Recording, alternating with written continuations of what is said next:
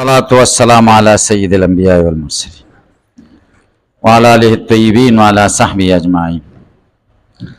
أما بعد بسم الله الرحمن الرحيم باب في وضوء النبي صلى الله عليه وسلم كيف كان باب د په بیان دا اوداسه د نبی کریم صلی الله علیه وسلم کیف کان چې څرنګه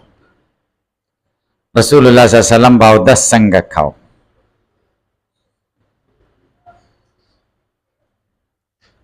کیفیت دا اوداسه څنګه دا سه حدیث چې مختلف کیفیتونه پکې ذکرې دا سه حدیث ته جامع وای جامع دا اوصاف مختلفه جامع د مختلف امور د نبی رسام د مخ وینځل د لاسونو د مسح دا ټول طریقې پکې ذکر شوی ځکه ورته جامع وای الله بسم الله الرحمن الرحيم وبه قال حدثنا قتيبة وهناد قال حدثنا ابو الاحوص عن ابي اسحاق عن ابي حية قال رايت عليا رضي الله عنه توسع فغسل كفيه حتى انفاهما ثم مضمض ثلاثا واستنشق ثلاثا وغسل وجهه ثلاثا وذراعيه ثلاثا ومسح براسه مرة ثم غسل قدميه الى الكعبين ثم قام فاخذ فضل طهوره فشربه وهو قائم ثم قال احببت ان اريكم كيف كانت رسول الله صلى الله عليه وسلم وفي باب عثمان وعبد الله بن زيد وابن عباس رضي الله عنه وعبد الله بن عمرو وعائشه وربيع وعبد الله بن انيس رضي الله عنه قال حدثنا قتيبة وهناد قال حدثنا ابو الاحوص عن ابي اسحاق عن عبد الخير ذكر عن علي رضي الله عنه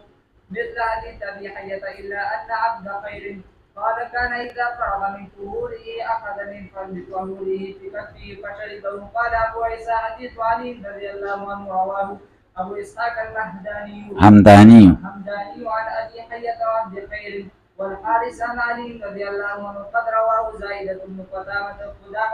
وغير واحد عن علي بن علقمة وعن عبد الخير عن علي رضي الله عنه حديث الوضوء بطوله وهذا حديث حسن صحيح وروى شعبة هذا الحديث عن خالد بن علقمة فأخطأ في اسمه واسم أبيه فقال مالك بن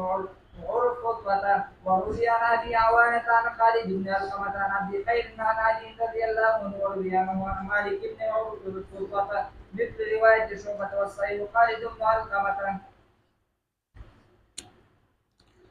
قتيبة وحناد روایت کوي د ابو الاحوص نه ابو الاحوص دا ثقه راوي دی او هغه روایت کوي د ابو اسحاق نه ابو اسحاق عمرو ابن عبد الله السبيعي الحمداني دا ثقه دی او علامه ذهبي وی مدلس دی تدلیس کوي ان ابي حية قال رأيت علي رضي الله عنه ولید توضأ 14 سوکو فغسل كفيه لاسونه وینځل حتى انقاهما تر دې چې خیسه پاک ثم مزمز ثلاثا بخلی تدری کرته او بوا چولې واستنشق ثلاثا پوزې تدری کرته او ظاهر پکې پسل له ها لکه زمون مذهب چې څنګه دی وغسل وجهه ثلاثا مخ درې کرته وینځ وزرعي او څنګه درې کرته وینځي ثلاثا ومسح براسه مرتان او مسح د سر درې کرته وکړه ثم غسل قدمي بخپي وینځري تر کعبینو پوري ثم قام بیا پاسید فاخذ فضل طهوره اغزيات وبد او د سواخستي په شریبه ویس کړي وهو قائم دی ولاړو ثم قال بیا ویلي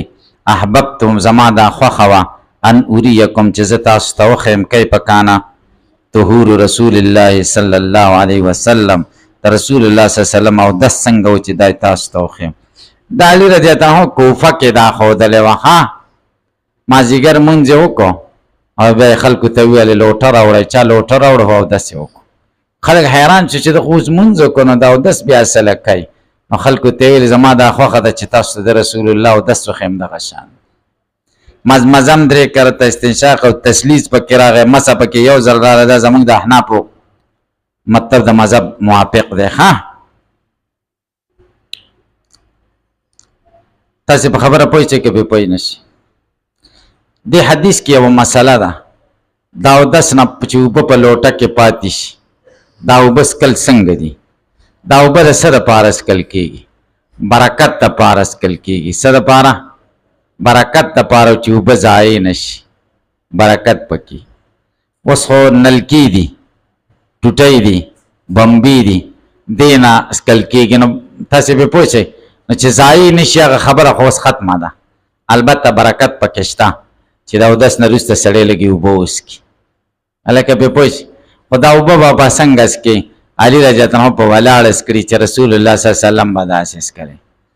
نو بعضې حدیثو کې منع راغلی ده د ولاړې د څکلو نه چې اوبه به په ولاړه نه څکئ. دې باره کې ډېر احادیث دي چې دې کې منع راغلی ده چې په ولاړه اوبه څکل نه دي پکار او دلته راغلی چې په ولاړه یې څکه. بعضې وایي چې دا دوه ځایونه دي چې په ولاړه څکل کې پکې پکار دي یو د زمزم اوبه په ولاړه او یو او دا څه نه پس هلکه پې پوه چې که پې پوه نه شي. خو دا څه مستحب یا سنت نه دي بلکې جایز قدرې دي مباح دي. دا اودس د زمزم اوبه رسول الله صلی الله علیه وسلم په ولاړه څکلي دي. بعضې وایي په ولاړه څکل چې نورو حدیثو ته وګوري جایز نه دي. نبي کریم صلی الله علیه وسلم په ولاړه ځکه څکلي دي چې د ناستې ځای نه ورش ډېر ځکه په ولاړه. ابن عباس رضی الله عنه روایت. او دا اودس هغه په ولاړه ځکه دي چې دې کې برکات دي او چې سړی په ولاړه یې ګوټو بوز کړي نو ټول بدن ته زر زر ورسېږي او چې په ناسته یې وڅکي خو زر زر ټول بدن ته نه ټول بدن نه متاثره کړي. یخې اوبه چې سړی وڅکي په دې اوړي کې او سخت تږی نو دې ځایونو کې یخوالی محسوس شي که نه ګوتو کې خپو کې ځکه زر یې اثر ورسېږي هلکه اثر یې زر رسېږي. نو په ولاړه ځکه دي چې زر یې اثر ټول بدن ته د دې مبارک اوبه ورسېږي. ضروري نه دي که چا وڅکلې نو مباح دي. دا مستقل سنت ګڼل نه دي پکار. لکه خلک لاړ شي چاته د عمرې نه څوک راغلي یا د حج نه اوبه ورته راوالي او خلک ناست دي او دی پاسېږي کتلي دي دا کمعقل دي دا بېوقوفه دي هلکه مباح شی دی څه سنت خو نه دي که کتلي دي او کمعقل دي قبلې له به مخ کي چې زه خو ډېر تک بزرګ یم او سنت باندې عمل وکړه کمعقل یې بزرګ نه یې کمعقل یې هلکه د شي درجه نه پېژنې چې دا فرض او سنت عوام درجې نه پېژنې. یو شی دی ورته وویل چې دا داسې دی نو بیا تپوس نه کوي چې دا فرض دی که واجب دی داسې معامله ورسره کوي لکه د فرضو او که یې ونه کړه نو ځان ورته ګنهګار ښکارېږي. په دې باب کې د عثمان رضی الله عنه روایت هم شته دی کوم چې بخاري او مسلم کې دی او د عبدالله ابن زید او د ابن عباس رضی الله عنه او د عبدالله ابن عمر روایت دا مسند احمد کې دی او د عایشې روایت دا مسند احمد کې د ربیع بنت معوذ ابن عفرا ابو داود کې د عبدالله ابن اونیس دغه کې دی کې مبارک پوری وای لما قف على اصله. دا بل حدیث دا ابو اسحاق روایت کتاب د خیر نه ذکران علین دا عبد خیر ابن یزید الحمدانی کوپی دا ثقه دی د مخزرمینو نه دی. مخزرمین هغې ته وای چې د نبی رسول الله زمانه یې لاندې کړې د خو ملاقات نه دی شوی مثل حدیث ابي حیا الا مگر دومره خبره ده چې عبد خیر قال کان و اذا فرغ من طهوره چې کله فارغ شه د اودس نه اخذ من فجر طهور بکپي په لاس کې د اوبه راواچولې په شریبه و هلته داري چې اوبه یې وڅکلې او دلته داري چې په لاس کې وڅکې. دا زیادت عبد خیر په روایت کې دی د ابو حیا نه دا الفاظ زیات دي. قال ابو اسحاق حدیث د علی رواه ابو اسحاق حمدانی روایت کړی د ابي حیا نه او عبد خیر نه او د حارث نه عن علیین. د حارث اعور د حارث نه څوک مراد دی اکثر ورته ضعیف وای او بعض عالمان وای ثقه دی. نو ګورئ ابو اسحاق حمدانی عبد خیر نه روایت کړی دی د علی نه او ابو اسحاق روایي حمدانی د دریو نه روایت کړی د ابو حیا نه هم روایت کړی د عبد خیر نه هم روایت کړی د حارث نه او د دریو نه بیا د علی رضی الله عنه شاګردان دي. هلکه په غیر روایت کې ابو اسحاق عن عبد خیر دی کنه او په دې نورو کې د اسحاق د نور شاګردان هم د ابو اسحاق ذکر کړه چې څوک دی ابو حیا دی او حارث دی. وقد رواه زائده ابن قدامه وغير واحدين د خالد ابن القمان عبد خیر نه عن علی حدیث د وضو بتوری دا حدیث حسن صحیح دی.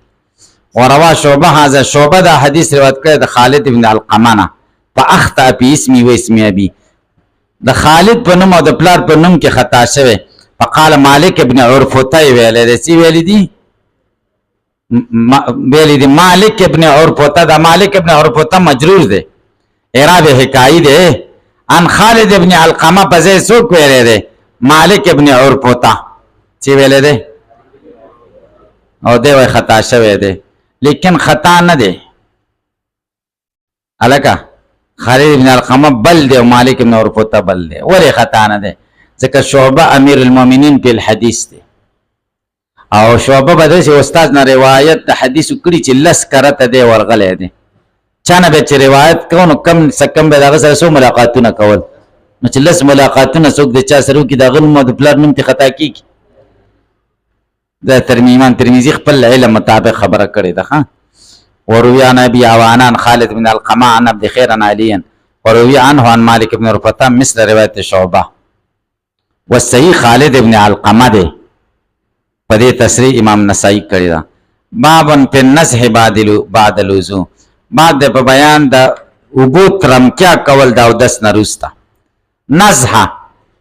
دریو معنا وسره راځي مبالغه په الاستنجا دې تم نزحه وای اندام چې کوم دې پوره وینځل دې تم نزحه وای او یا اندام ته اوبه چول دام نزحه ده او درېیمه نزحه دا ده چې سړی اودس وکړي د استنجا ځای ته دې پرتوک دې ته دې دغه لږ لږې اوبه داسې کول همدا مراد ده دا مسنون عمل دی پیدا پکې څه ده دوه پیدې دي پکې یو څاڅکی به دې بند شي او دویم دا ده چې څاڅکی خو بند شوی دی خو وسوسې به دې ختمې شي ته په مانځه کې ودرېږې او دا دغه درته دا خښتک درته خښتک ورته وایي خښتک درته لون ښکاره شي نو ستا زړه کې به شک راشي چې لکه چې تشه متیازه څاڅکی راتللی هغه به تشه متیازه څاڅکی نه وي اوبه به وي نو چې داسې اوبه پرې واچې نو بیا به دې یقین شي که نه بیا به شیطان مانځه کې وسوسې نه در اچوي بیا به وایي دا خو ما اوبه په خپله واچولې او هسې به دې اوبه به نه وي او بیا به ځې تشناب ته او بیا به اودس کې تاسو په خدای یقین وکړئ چې یو وخت کې داسې و چې درې ضرور کرته به ما اودسونه کوه ذهن مې خطا شوی او یو څو ورځې وې بس شک کې به پرېوتم بس بیا به هېڅ هم نه و بیا مې مړه به ځم داسې م خدای قبلوي مشکات شریف کې حدیث تېر شوی که نه چې وسوسې اچوي چې څو رکاته دي کوی ځم داسې 3 رکاته خدای قبلوي ستا شیطان ته چې داسې وایي بیا نه راځي نو دا نزحه د دې دپاره تاسو دا کوئ ګوره دې کې ډېرې فایدې دي ورپسې شه قال حدثنا نصر بن علي واحمد بن ابي عبيد الله السلمي والبصري قال حدثنا ابو قتيبة سلم بن قتيبة عن الحسن بن علي الحاشمي عن عبد الرحمن عن ابي هريرة رضي الله عنه ان النبي صلى الله عليه وسلم قال جاءني جبريل فقال يا محمد اذا توضأت فانتزه جبريل علیہ السلام راغه ما ته یا محمد اذا توضأت فانتزه چې ته کله اودس کې نو نزحه کوه نزحه معنا استبراء په استنجا کوه او یا ترمکیا د اوبو کوه جبريل علیہ السلام راته حکم وکړو دې پورې پوه چې کې په پوه نشي قال ابو اسحاق حدیث غریب وسمعت محمدا يقول امام بخاری نے اوریدلی چې فرمایي دي حسن ابن علي الحاشمي منکر الحديث دی څه شه دی امام بخاری منکر چاته وي چې ثقه نه ثابت نه نو منکر الحديث منکر هغه ته وي چې په دې باندې ضعیف تفرد وکړي د ثقه خلاف امام بخاری منکر ضعیف ته وي دا حدیث ضعیف دی او په فضائل کې ضعیف هم قبول له خان دا فضائل دي او په باب انا بالحکم په دې باب کې د ابو الحکم روایت ابو داود ابن ماجه کې دی د ابو الحکم